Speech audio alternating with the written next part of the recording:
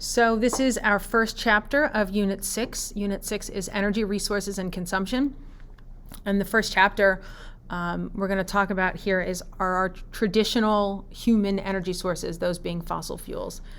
In Chapter 20, we're going to talk about conventional alternative energy sources. And then when we get to Chapter 21, we're going to talk about new alternative energy sources, the up-and-coming technology for alternative energy. So this is what we're going to talk about. This chapter, we're going to look at the energy sources that we use, talk about EROI, talk about how fossil fuels form and how we get them, and what's going to happen in terms of oil supply in the future, and look at some impacts of fossil fuel use, whether it's economic, environmental, things like that, and ways we can conserve fossil fuels. So we have a bunch of different ways of utilizing energy in both a renewable and non-renewable fashion. Make sure you guys know the difference between renewable and non-renewable resources and can come up with examples of them. So this is a great table to keep handy. Coal, oil, and natural gas are all fossil fuels. One's a solid, one's a liquid, one's a gas, and they are non-renewable. Nuclear energy is also non-renewable, and we will talk about that in the next chapter. But these are some other renewable energy sources that we can talk about down the line in this unit. So most of those natural energy sources that exist come from the sun. So the sun is a main contributor to solar, obviously, to wind power, which we'll talk about. But fossil fuels, if you don't know what fossil fuels are, they are the remnants of organisms that have died and get buried in sediment under particular conditions, and they wind up becoming fossil fuels. Coal, oil, and natural gas are examples. Other kinds of energy within the earth are geothermal, right? And nuclear energy is also a natural source of energy. And this kind of goes back into that idea of renewable. Sunlight, geothermal, and tidal are renewable, and coal, oil, and natural gas are non-renewable because it takes longer for them to regenerate than it does, they don't regenerate as fast as we use them. That's what I'm trying to say. So typically, we use fossil fuels to generate electricity for transportation, manufacturing, heating, cooking, and all that stuff. Fossil fuels became a thing since the Industrial Revolution. We used to use biomass as our dominant energy source, so that's wood. We used to burn wood to drive things, but once we figured out how to handle fossil fuels, everything totally took off. Just like water is unevenly distributed, energy is unevenly distributed too. That's caused some issues in the U.S.'s history, and we'll talk about that as we get towards the end of this chapter. So we have a lot of coal in the U.S., oil, there's a lot of oil in Venezuela and Saudi Arabia, and natural gas, there's a lot in Iran and Russia, okay? What's in Venezuela in terms of oil and in Canada are called oil sands, which we're going to talk about in a few slides. So this kind of makes sense. Here's our first Captain Obvious statement of the chapter. Developed countries consume more fossil fuel than developing countries, right? So we use over 6 metric tons per capita, okay, per person there you go, 7.24. All right, the average person in the world uses under 2 tons, just over 1 3/4 tons, whereas somebody in India uses less than half a ton. So this goes back to that idea of the ecological footprint that we did way back in the beginning. Burning these fossil fuels produces carbon, which is part of the reason why most of our carbon footprints, which are part of our ecological footprint, are kind of high. So in the United States, 82% of the total energy demand comes from coal, oil, and natural gas. All right. So right now, the way this diagram has flipped, honestly. Right now in this diagram, if you look at it, these are all the kinds of fuel that we can use for all these various needs. So right now, if we look at electricity generation, most of our energy goes to electricity generation, all right? And a lot of it is lost, okay? So this is the amount that's used in each sector, and what comes out is lost as heat. So electricity generation is really not efficient. And as it stands right now, based on this diagram, natural gas, coal, comprises more electricity generation than natural gas. That has since flip-flopped as a result of fracking, which we're going to talk about down the line. So the natural gas portion of electricity generation should be thicker than the coal portion of electricity generation. It's only happened within the last year or two that it's actually flip-flopped. Okay, so you can look when it comes to transportation loss and electricity generation loss, they're really inefficient processes. Internal combustion engines are really inefficient. All right, so that's what's causing what you see. So in order to get energy out of the ground, in order to get fossil fuels out of the ground, it takes energy and it takes an investment. So you can look at the heavy machinery to dig. You have to construct roads and pipelines to move this, waste ponds, storage tanks, places for workers to have lunch. All of that requires an energy investment. So when you look at a resource, you look at its net energy. It's the difference between the energy returned and the energy invested. So hopefully you wind up with a positive of net energy. Otherwise, why would you be harvesting the resource? So we look at it, we look at an energy source in terms of its EROI, its energy returned on invested. So it's a ratio of the energy returned to the energy invested. And this is a big idea to understand, this second bullet point here. Ratios rise, okay, when it's easier to extract a resource or it's more efficient to extract a resource. And when the EROI goes down, when the resource is depleted or when it's harder to extract, all right? So back in the 1950s, we had EROIs for oil and natural gas of 24-1. Oil was cheap and there was a bunch of it and it was easy to get. In the last, 5 to 10 years, EROI for oil and natural gas for fossil fuels has gone down to 11-1. So we're getting half as much energy out of our investment. So that's a really important thing that I think we need to think about as consumers of energy. And I don't think that's something that's commonly talked about either. So where are we going to turn? What are we going to do? We are spending lots of money and lots of time and lots of energy to extend our reach for fossil fuels. We're drilling deeper into the Gulf of Mexico, deeper into the Arctic seabeds. We're just digging deeper to find these sources. And we're also getting new resources such as oil sands. Oil sands were something that my professor in sedimentology in college talked about, almost 30 years ago. She told us about the tar sands in Alberta and how they were not economically feasible. So in other words, the EROI was not appropriate. But 25 years later, here we are using those resources. So how were they formed? So you've got coal on the left of this diagram and oil and natural gas on the right-hand side of the diagram. So coal, as you guys may know, comes from trees and stuff that die in a swamp, and they get buried before they decompose.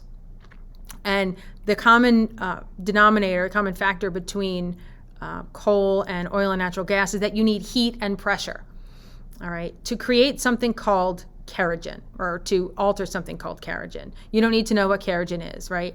But just it's like the pre-fossil fuel. So heat and pressure happens to the kerogen in anaerobic conditions where there's no decomposition. And then heat and pressure happen and you get coal from woody plants, and you get from marine organisms, not dinosaurs, right? Phytoplankton, zooplankton, and marine organisms are going to sink to the bottom of the ocean and then undergo similar conditions to what you see over here. And you're going to get natural gas and crude oil. So they happen frequently together. So when you look at drills, like there will be a well for natural gas, it's less dense, it's going to rise to the surface, and then oil as well.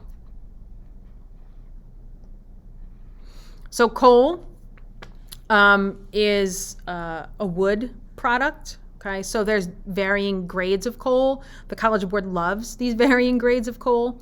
So the ancient forest is here. As the process starts, you can see time increases to the right, moisture decreases to the right, and heat and pressure increase as you go to the right. Peat is something that they use in like bogs and stuff up in Scotland and Ireland and in parts of Canada.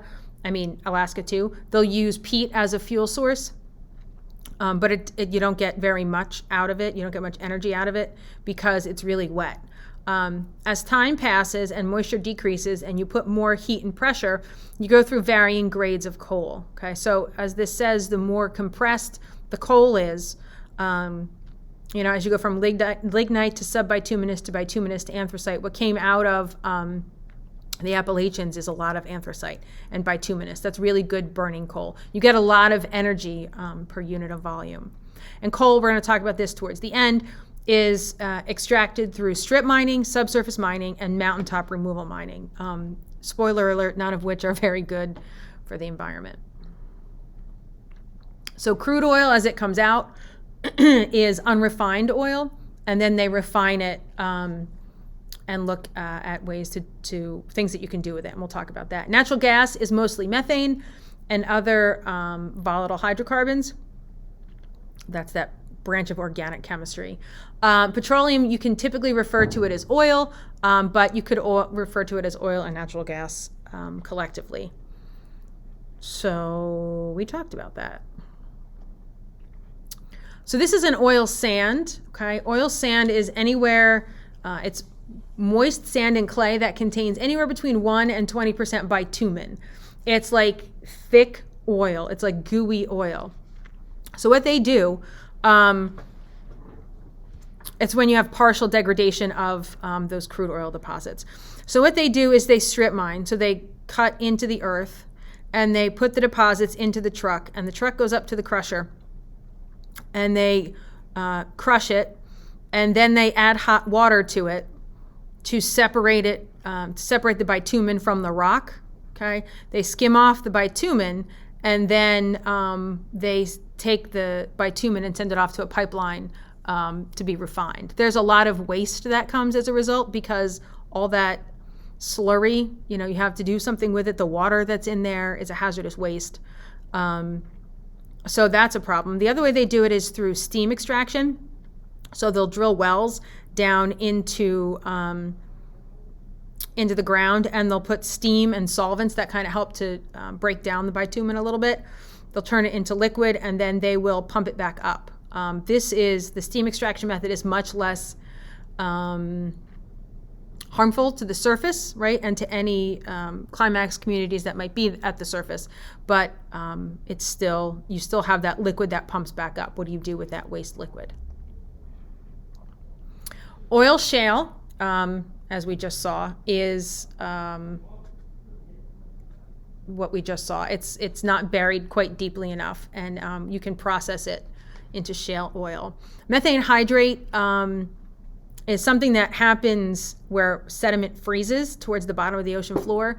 There's not a whole lot of, you can get methane out of that and burn it, but it's a not very well studied source of methane. So one thing you guys have heard throughout the course of this entire class is a cost-benefit analysis. It's all about the money, okay? So we can look at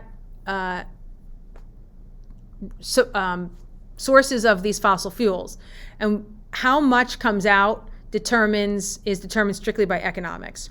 So there's some terms we can talk about. We can talk about technically recoverable portions of these fuels. So we have the technology to get to them, right? Then we look at, is it economic, based on how much it's going to cost us to get it out and what we can get for it on the market. So if something is economically recoverable, we're going to make money off of it, but it might not be technologically recoverable. And that was the deal with the tar sands up in Alberta 25 years ago. We had the money, we didn't have actually at that point it wasn't either. We didn't have the technology and it wasn't economic because oil was cheap. Then as oil supplies dwindled, we developed the technology to access them. And then oil prices, it was more difficult to get oil, costs were going up. And then we said, oh, this is fabulous. We can do it, right? So it made it technologically possible and economically possible. So oil sands, the tar sands in Alberta, were not proven recoverable 25 years ago. Now they are proven recoverable. We have the technology and it's economically feasible to get at them. So the oil sands in Alberta are now considered a proven recoverable reserve. So when you refine crude oil, if you drive to Newark Airport or down into the Philadelphia Airport, you see these distillation columns, and they refine it. So this is how it happens. They boil it, and then you get various kinds of fuel depending on the boiling temperature, and you can fraction them off and then refine them even further. So if you take refined oil out of a refinery in a distillation column, most of it's going to be gasoline. Heavy fuel oil and jet fuel are going to be in there too. And then other oil products are also a portion. Fossil fuels have lots of uses. I don't have to read this to you guys. You can look at extraction versus consumption for coal, for oil, and for natural gas. No surprise, we're pretty high up there in all of those categories. So one thing we need to talk about, one thing we need to keep in mind here through this entire chapter, what we're trying to do when we use fuels, whether they are conventional fossil fuels, conventional alternatives, or new alternatives, is to generate electricity. Okay, so one big thing that has to happen when you generate electricity is typically you need steam to turn a turbine, which turns a generator. Okay, so this part of the picture here, where we have turbines and generators, is going to be the same for most of these pictures. Okay, turning a turbine to generate electricity, maybe or maybe not with steam. Okay, but typically you need some source of heat to boil water to turn the turbine to generate electricity. So this is how it happens. Okay, they pulverize the coal, they burn the coal, ash comes out, goes to a landfill.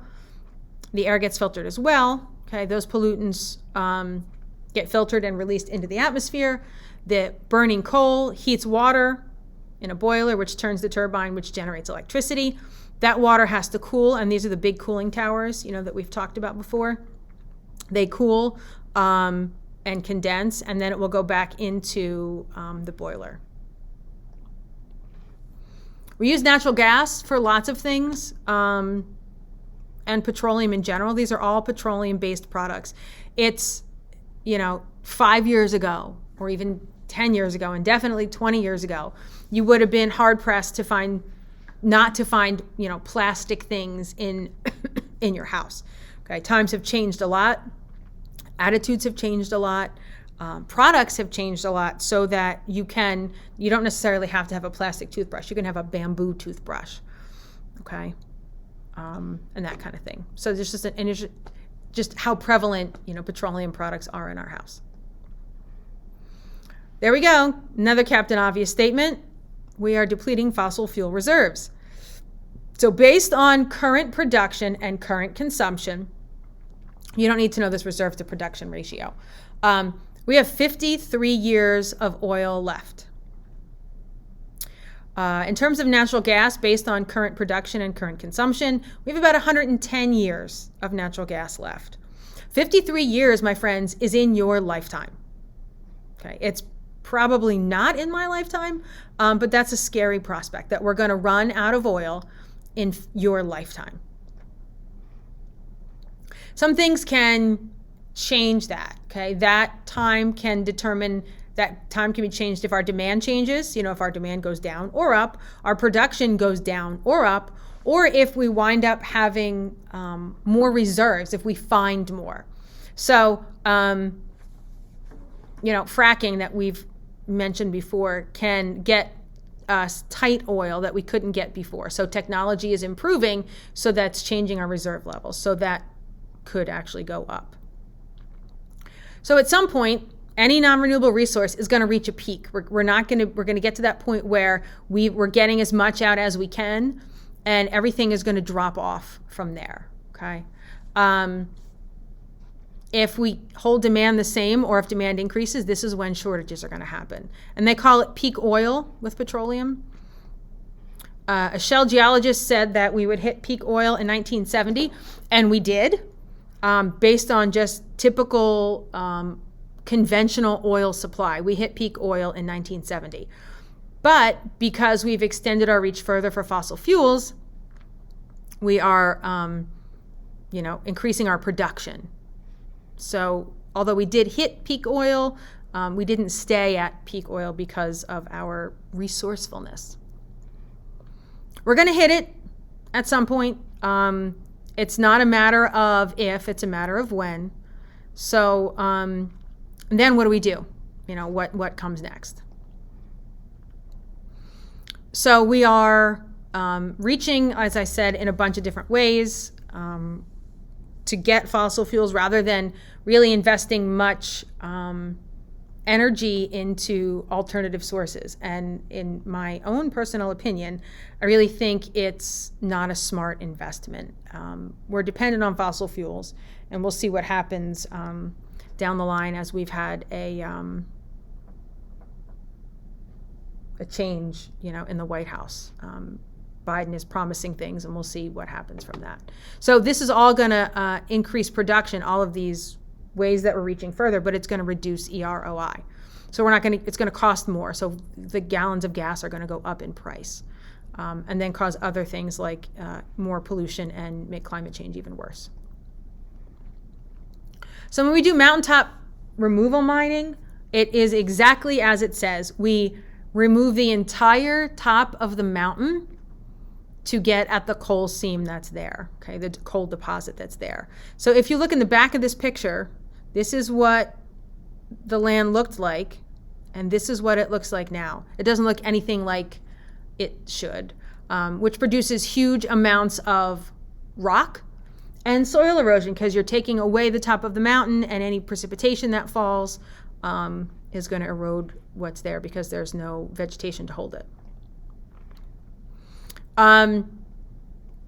We're coming up with different ways and different techniques to get at fossil fuels after we've extracted them out of wells, whether it's natural gas or whether it's oil. So you can inject stuff down into the well and then put enough pressure in it that the oil and the natural gas come out because they have no other choice. It's a lot more expensive than primary extraction. You can also do directional drilling. So most wells are perfectly vertical, okay? But now what you can do is, with directional drilling, you can drill vertically, but then drill horizontally. So that way you can have a much bigger radius around a drill pad which is where they start drilling, where the drill is, rather than making additional drill pads. So it's saving money in that case, but it's also costing money to build the well that way. So this is fracking. It's hydraulic fracturing, otherwise known as fracking. And this is a fracking well in the background, basically in this guy's backyard.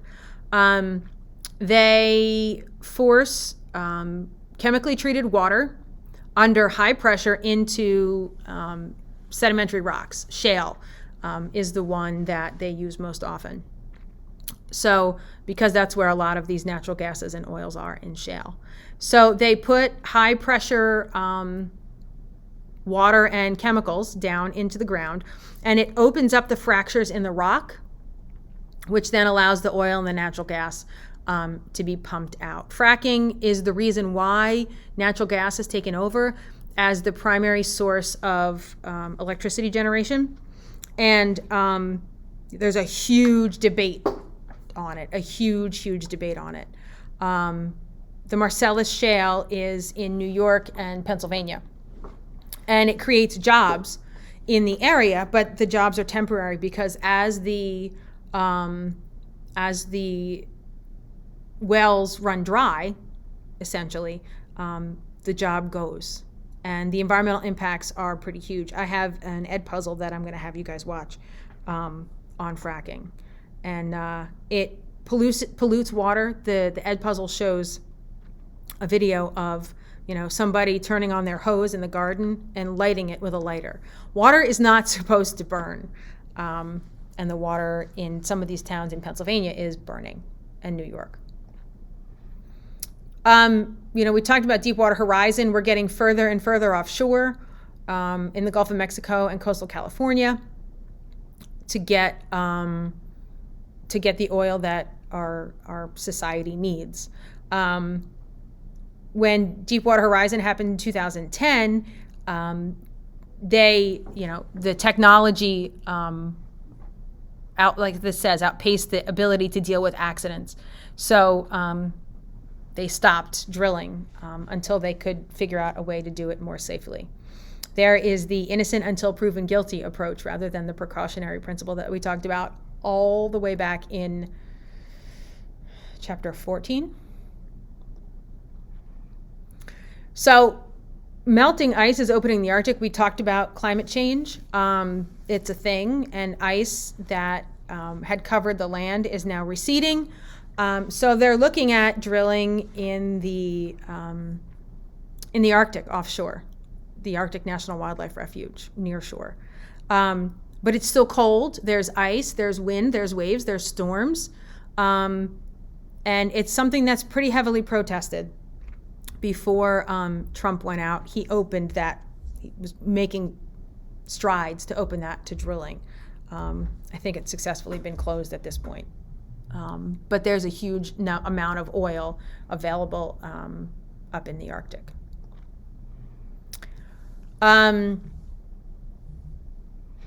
We can just skip over that.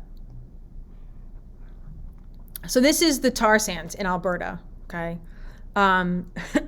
When we pull these fossil fuels out of the ground, it causes major, devastating impacts to natural habitats and the landscape, okay? Even if you were to fix this, is it ever going to look like this again, like it should? No, I really don't think so. So the biggest, one of the simplest impacts of fossil fuel extraction is what it does to the land and the natural environments, which then over enough time will impact ecosystem services. So then it becomes this awful positive feedback loop, and that's never a good thing. Okay, if you look at mining for coal, okay, coal miners who work in subsurface mines, we'll talk about those mines when we get to the last surface and subsurface mines, they could die from mine collapse, or they could get what they call black lung disease from inhaling coal dust. If it's surface mining, okay, you're going to have a whole lot of soil erosion. All right, so you're going to have big issues with the soil not staying where it needs to be. Acid mine drainage, we talked about it a little bit in chapter 15. Sulfide minerals in the water, sulfide minerals in the land are going to react with water and oxygen to make sulfuric acid, and that's going to make its way as a point source of pollution into waterways. Habitat loss is going to be a major thing, especially where you're doing mountaintop mining removal, okay? Oil drilling impacts are mostly due to the infrastructure needed to support it. Like, you have to build the rig, you have to build, you have to make sure you have access to roads, you need pipelines, you need housing for workers. Where are you going to put the soil that you pull out? Which is going to have an impact on the local habitat as well. We don't know for sure how dangerous fracking is because it hasn't been happening for very long. The companies that do fracking don't have to report what they put down into the water. So who knows what's going down, okay? When they inject this water in, they don't have to report what it is. So it could contaminate groundwater. Air pollution, as methane and other VOCs come up, could cause issues. As you mess with the geology and the bedrock of an area, you could, as you open up these cracks, you could open up risk for earthquakes. There have been some earthquakes out in Oklahoma where fracking is a pretty big thing in areas where, there was no seismic activity before. And as you can tell from the picture, the oil sands are really the most ecologically damaging because of the utter destruction that you have to do to the land, especially if it's the open pit, strip mining like we talked about. Because of the trees you're cutting down, the water that you have to use to make the bitumen and the sludge, and then what do you do with that water that's left behind? You have to do something with it. This is less of an issue. Fuels can leak during transport and storage. Most of the coal and the oil is transported by train, so trains can derail. You can have explosions and leaks and that kind of thing. That's a big point for that one. Pipelines themselves are subject to corrosion and vandalism and equipment malfunction, so it takes a lot of maintenance for them. We talked about this when we talked about the ocean chapter. Oil leaked into the Gulf of Mexico for 3 months. The emergency shutoffs failed, so they couldn't cap it. So it was a big, big mess. For 3 months, it leaked into the Gulf of Mexico before they figured out a way to stop it. And we talked about this too. There's your Pelican, and there's the sandy beaches that were just covered in brown, disgusting oil. A lot of the point source pollution has decreased. That's gotten into the oil pollution because of Exxon Valdez, and it's much more regulated now. Most of the oil comes from non-point sources, so coming from a gas station, coming from runoff, coming from that rainbow sheen on the parking lot that makes its way into the storm drains, which makes its way into the creeks and the rivers, and then into the ocean. So burning fossil fuels messes with the carbon cycle. We talked about this when we talked about the carbon cycle, okay? We are shifting the balance of the carbon cycle faster than the environment can handle it. The biggest issue with fossil fuel use is the release of carbon dioxide into the atmosphere. We know that if you compare all of the greenhouse gases, carbon dioxide is, small peanuts, but we're still putting it in much more than we should. So from another health risk, fossil fuels, when you burn coal, you can emit mercury, which we know mercury and lead are two substances that biomagnify in food chains.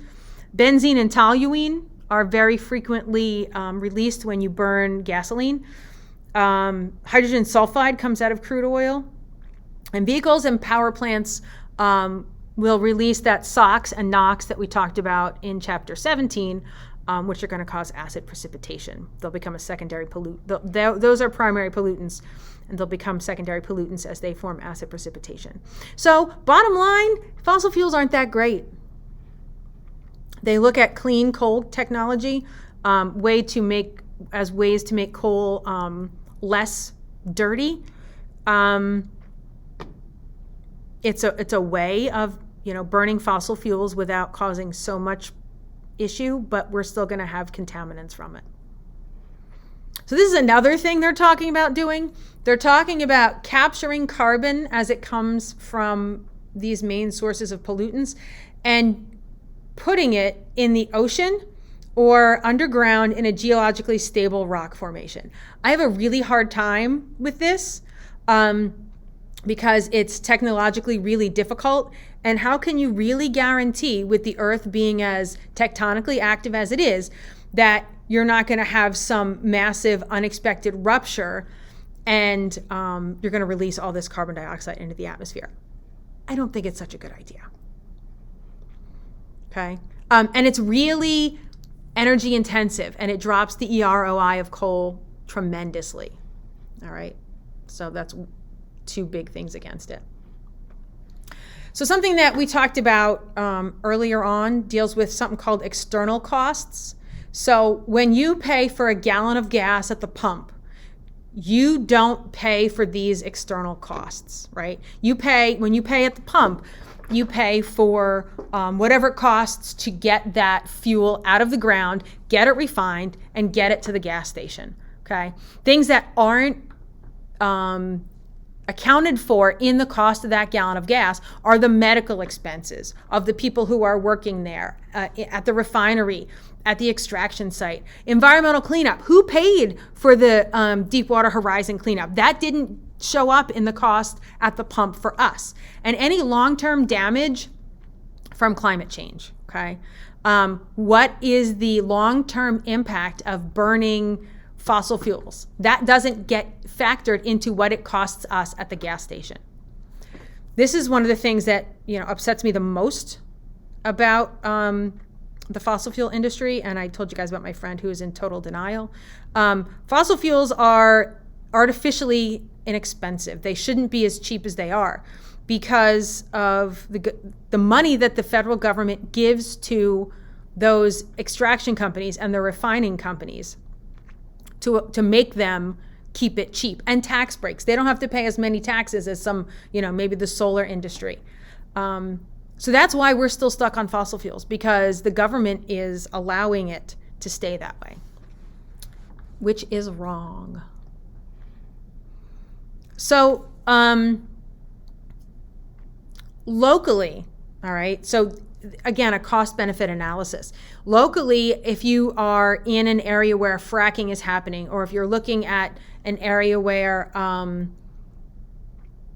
tar sands are, right?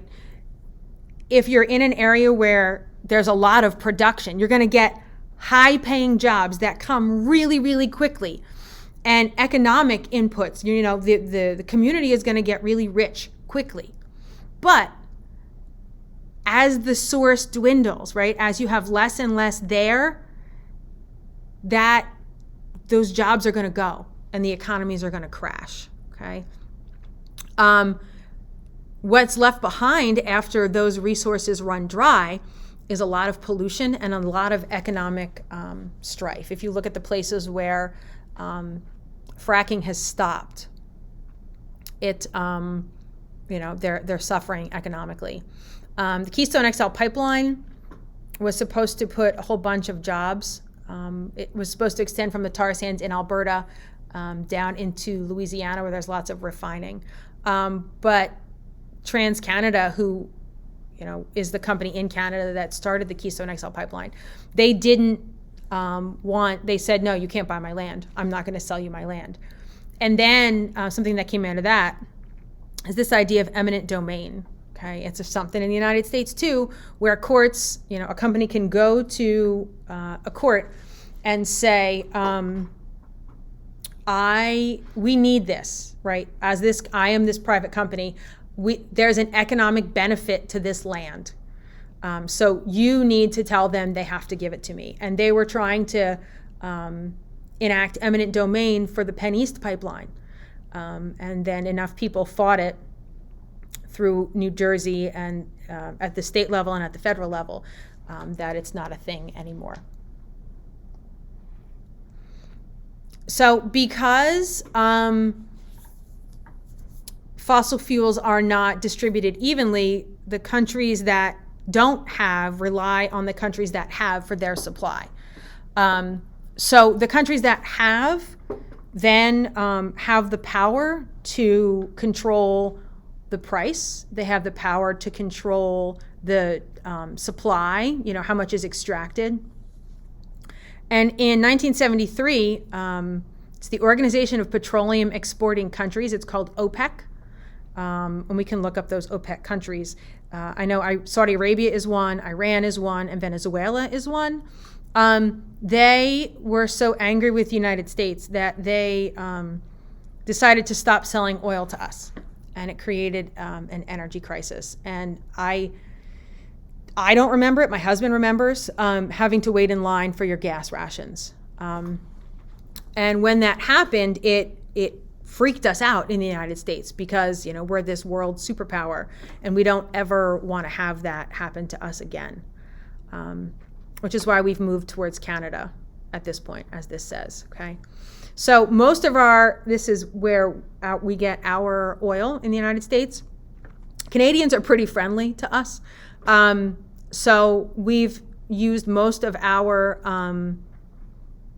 we get most of our fossil fuels from Canada now because they're going to work with us and they're less likely to withhold it from us. And this is what I had talked about, the fact that we don't want to rely on hostile foreign oil. We've decided that, maybe we should open up drilling in the Arctic National Wildlife Refuge. It's been put on hold for now, but who knows what could happen in the future as administrations change. So, okay, we need these fossil fuels. How can we reduce our need for them? Well, there's two things you can do, okay? So one is energy efficiency. So you get the same output by using less input, which is better technology like LEDs and high efficiency washing machines, all that stuff. The other way that you can do it is energy conservation, right? So you don't, you turn on the lights, you turn off the lights when you leave the room. You buy a fuel efficient car, right? These are from behavioral choices. So efficiency is improved technology and conservation is better choices. So there's benefit to it, okay? We use way more, but we don't have to use more energy than anybody else in the world to really keep our life the way that it is. We're going to skip that. So one thing that they can do, one thing that they do is use something called cogeneration. And when I took the APES Summer Institute, not this past summer, the summer before, we went to Rutgers. And Rutgers, the New Brunswick campus of Rutgers, I think it's Rutgers Cook, it was Rutgers Cook. They have a power plant there, but they also do cogeneration. So they generate electricity, but then they built this network of pipes to run to the dorms and the science labs that are, within a reasonable distance of the generation plant, to run steam in there to heat water to warm, the dorms and the buildings, okay? So that's one thing that they can do. They take that excess heat and use it for other purposes. And, you can improve your design, improve your house, improve your insulation to help reduce heat loss. This house, this red one, is not very well insulated, but the other three are. There are regulations that have changed in the U.S. about how much vampire power gets used. And the Energy Star program, you can look at your washing machine, your dishwasher, your refrigerator, any appliances to look at their efficiency. You want a more efficient appliance. So one of the big things in the United States that we need to do to reduce our impact on our fossil fuel use is to improve our fuel efficiency, okay? So after the 1970 OPEC embargo, the United States said, you know what, we need to do something about this. So they really boosted what they call the corporate average fuel efficiency, or CAF standards, okay? So what they want to do, right, is look at fuel efficiency standards for cars and trucks, okay? The very first car I ever had was a 1972 Dodge Dart Swinger. I got about 13 miles to the gallon. So we're talking like pre-1975 here, okay? And as time has passed, my husband's car is a 2020 Chevy Malibu, and he gets like 30 miles to the gallon. My Kia gets about 25 miles to the gallon. So that's one thing that, vehicle manufacturers over the course of time have really pushed to do because the government has forced them to. We're going to skip that. So what's the solution? What are we going to do? How's it going to get better? We need to do both, Okay, we need to look at ways to increase our energy efficiency, and we need to conserve, okay, what energy we use. So, like I've said in this course since the very beginning, awareness is key, and here is your awareness. All right, so that wraps up chapter 19.